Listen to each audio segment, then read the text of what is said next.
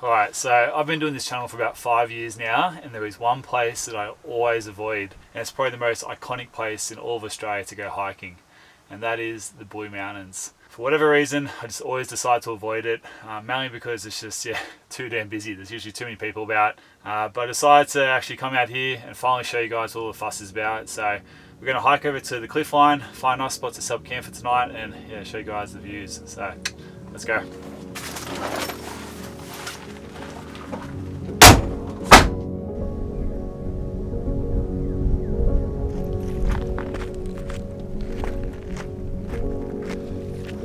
It's actually kind of crazy that it's taken me this long to finally come film a video in the Blue Mountains.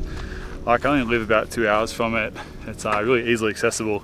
And I drive past it like all the time to go to different sections of the Blue Mountains, but yeah, for whatever reason I just always avoid it. The crowds are just usually they're pretty big out here. Like you guys can see, but there's about 15 cars in that car park, and I was actually meant to do another trail today, but that car park was chockers, so I decided to come here. And when I first arrived, there's only 2 cars, and now there's about 15. So yeah, now you can see why I usually avoid it. The good thing about the Blue Mountains though is it's such a big area, so there's plenty of other sections where you can go and find some solitude, but if you want to come to sort of this main sort of gorge of the valley, which is called the Grouse Valley, unfortunately you're going to sort of have to put up with people usually. But it's such a big area, you can't sort of get away from the crowds. Once you get away from like the main sort of lookouts and trails, you can usually find your own little piece. And here we go. That is the Grouse Valley. What a bloody epic spot. Now you can see why it's so popular. That is one hell of a view.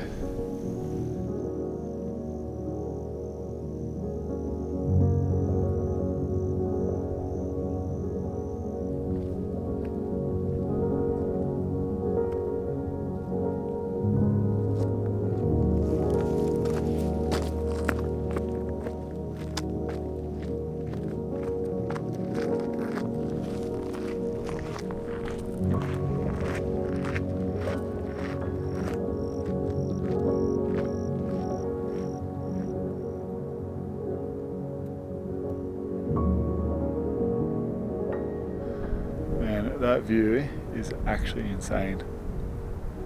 To think this is like right on Sydney's doorstep. Pretty damn lucky.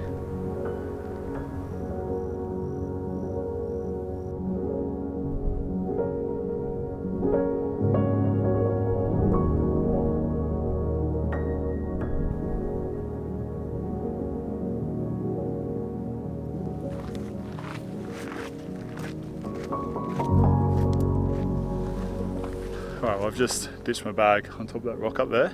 I'm just going to go have a look at this little point down here and check out this little canyon.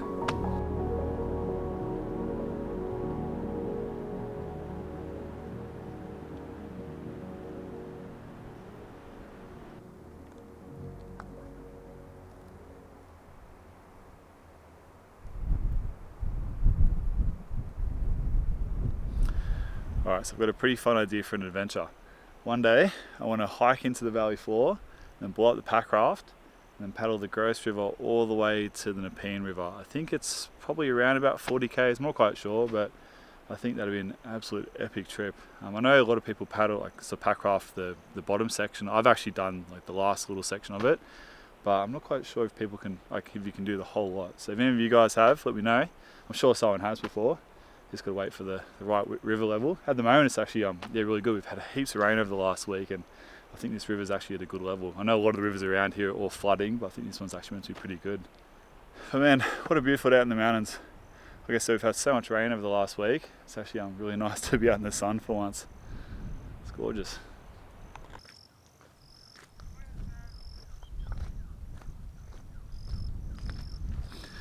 Well, we need to go find some water, and being up on top of a cliff, there's a lack of creeks. Obviously we do have this canyon down there which we can't really get access to, but I think there's a creek sort of on the other side of this hill, so we're going to walk around and see if we can find it and collect some water.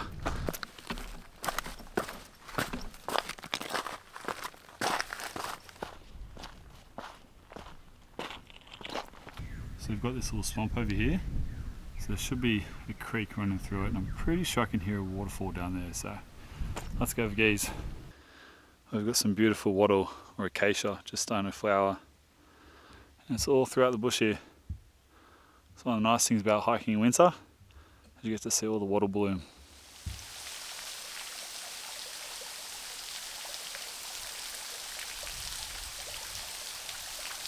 Alright, well we found some water, but it's not much.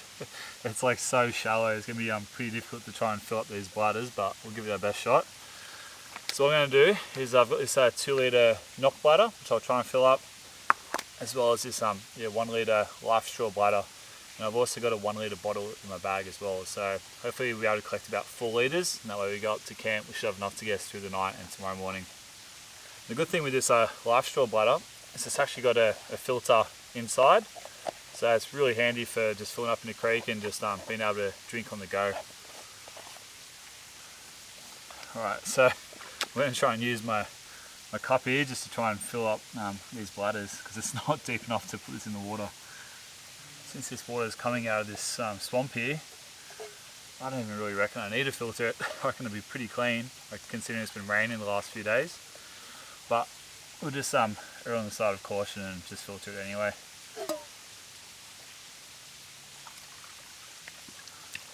So there's 1 litre. So what's really good about these 2 litre knock bags, I think you can also get a 3 litre one. It just means you can transport water. Like I'll pair this with, I've got another life straw filter, which I'll screw onto the end of that later to filter it. But yeah, they're just really handy to be able to sort of collect water and carry it away to camp, because you're not always lucky enough to be able to sort of camp next to a creek. One thing that I've really come to appreciate since sort of like getting into the outdoors and camping and stuff is just how easy we have it at home with just turning a tap on. Like honestly, I do not take water for granted at all, even when I'm at home. I think it's such a bloody privilege to be able to just go to a tap and just turn it on and have fresh drinking water.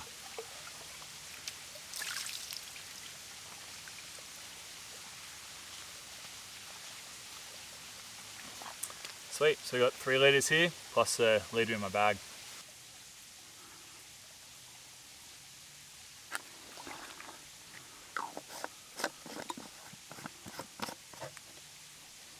So one thing that's really special about the Blue Mountains is a lot of these side creeks here have slot canyons that run through them, and they're absolutely spectacular. Like if you've never seen a slot canyon, just Google Blue Mountains slot canyons and you'll see what I mean. So like the creek has basically just cut its way through like the sandstone, and quite often you've got to abseil through waterfalls and swim through big pools, and they're just full of like tree ferns and stuff like that, and it's yeah, they're really quite special. They're like little lost worlds, sort of like hidden up in the mountains. And quite a lot of the Blue Mountains, especially sort of the northern section, has heaps of slot canyons through them. So yeah, it's definitely something I want to try and get into a bit more in the future. Like I've only ever done the ones you can walk into, because quite a lot of the ones you need to be able to abseil, and I don't really know how to abseil. I haven't done it since I was a kid, and no one around me sort of does canyoning, so it's a bit of a barrier of entry for people like myself. You kind of need to link up with someone who knows what they're doing, because they can be quite dangerous. Like quite a few people do die from canyoning, so you definitely got to be pretty safe about it. But definitely something I'm pretty keen to get into the future, because yeah, they're just absolutely amazing. So yeah, definitely a nice way to sort of spend your summers out in the mountains is yeah, just sort of swimming through these little slot canyons, which is yeah, pretty cool. All right, well, this is going to be camp. It's pretty hard to beat that view. Now, in case you missed in my last video, this is my new backpack that I'm running, and this is by a brand called Whippa. Now Whippa is actually based in the Blue Mountains, and they hand make all these backpacks in Katoomba, which is pretty bloody awesome to see some local manufacturing left in Australia. This is my second trip using it. This is an Overland 60, and yeah, so far absolutely loving it. Like I really like this big front pocket on it where I can sort of keep like my first aid kit and stuff, because I'm not a big fan of like most ultralight packs where they have like that stretchy material. I find that like if it rains, everything gets wet and things can fall out and stuff, whereas this keeps things nice and dry and yeah, nice and secure. And yeah, it's been a nice comfy pack. Haven't had any issues over the last 2 trips, so yeah, pretty stoked with it. Alright, so because it's pretty rocky around here and pretty hard to sort of peg your tent in, I decided to bring my semi-freestanding tent, which is a Cedar Summit Alto 1. And then for my sleep gear, I've got a Cedar Summit Ember Quilt, which is rated to -1. So it's going to get pretty chilly tonight. And then we've got a Cedar Summit Etherlight XT insulated mat. Oh, and lastly, just a little Eros pillow.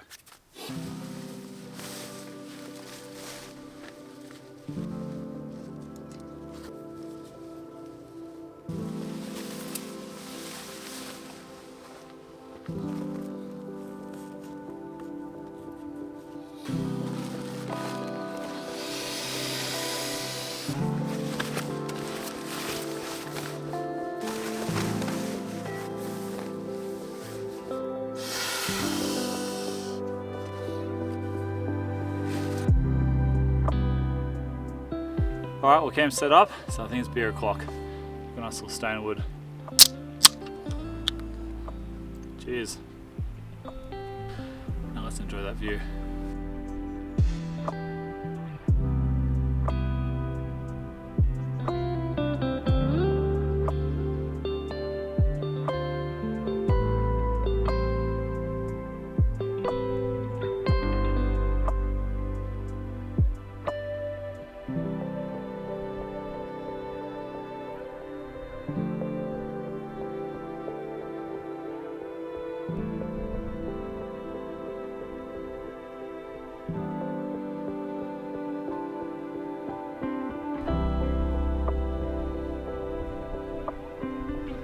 This is one of the most insane sunsets I've ever seen.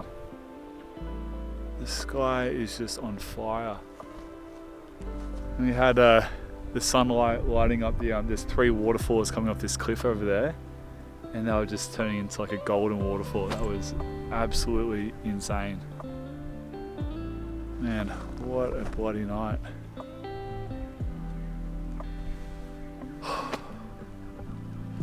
Well, the Blue Mountains, not bad. Not bad at all. Man, it's just starting to get pretty chilly. But man, what a sunset. I think I'm pretty stoked to decide to come to the Blue Mountains this weekend. Even though I've seen like a fair few people sort of like checking out the lookout, it's actually been a really nice day. I've managed to find a few nice little sort of quiet moments, and with a sunset like that, it was actually yeah, really beautiful. I think it's about time we get some dinner going. Now, I was going to have a fire, but I can't really be bothered. I haven't got any firewood collected, so I think I might just cook up on the gas stove tonight and yeah, probably have a bit of an early night. But for dinner, we've got the off-grid provision meals again. I really enjoyed these up in the Kimberley. So we've got the venison stroganoff and then the potatoes and saltbush. So we'll get that going. Alright, so to boil up the water, just going to use the Cedar Summit collapsible pot again. So we just take off the handle. Inside here, just got some collapsible plates and bowls.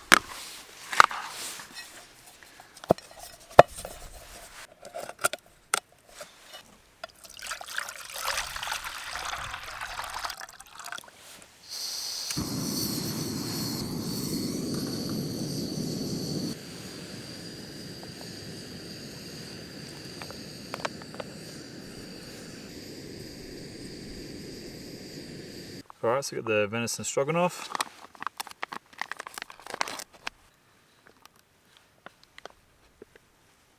And the potatoes and saltbush.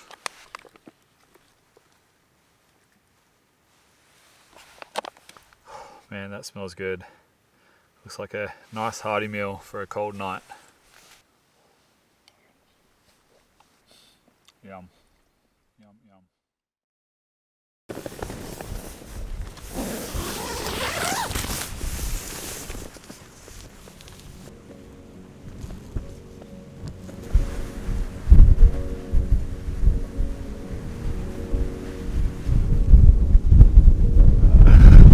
It is blowing a gale and absolutely freezing.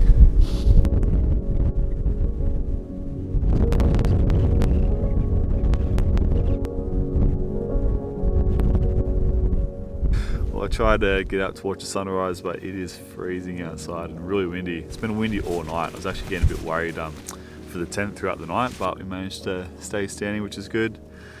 And the benefits of camping on the edge of a cliff is it means I can actually just lay in bed and still watch the sunrise.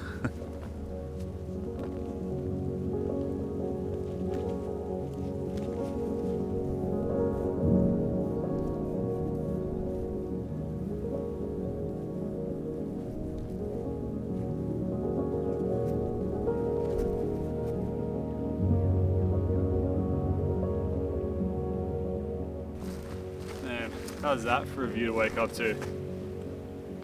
Pretty fresh, but pretty specky.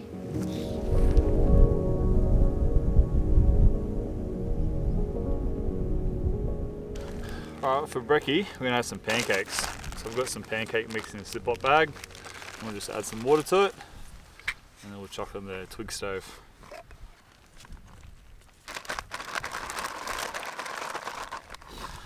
Well, seems a little bit runny.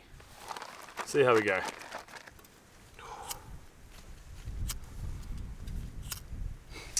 think we're going to need some toilet paper to help this get going.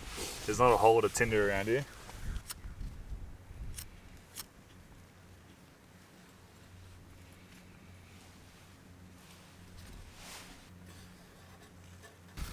There we go.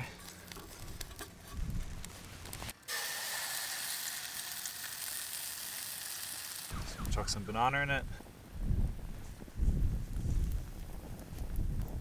The spatula is not very thin, so it's kind of hard to get underneath the pancake.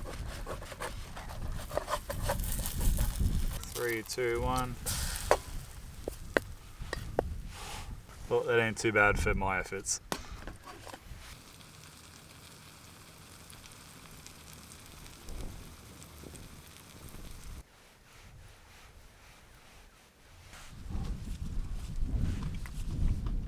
Oh, you cannot beat pancakes with brekkie. That is so good. Well, another beautiful day out in the mountains. Yeah, it was pretty windy last night. I was like, woke up a few times thinking, oh, hopefully this tent holds up. Put a bunch of rocks around the pegs and stuff to secure it, and did pretty well. Although it was pretty chilly, but yeah, pretty cold there for a bit. Would have got, I reckon, pretty close to zero. Definitely heading into winter now.